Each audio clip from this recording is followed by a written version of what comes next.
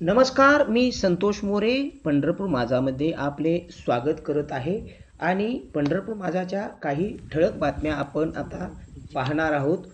पंढरपूर तालुक्यातील मोजे पेहे येथे आपल्या शेतामध्ये सुदर्शन बनगर व रवी पाटील हे शेतकरी शेतीचे काम करत असताना त्यांना नदीच्या कडेला असलेल्या आपल्या शेतामध्ये काहीतरी आवाज येत आहे असे वाटले आणि त्यांनी नदीच्या जवळ आपल्या शेतालगत पाहिले असता त्यांना एक भली मोठी मगर आढळून आली.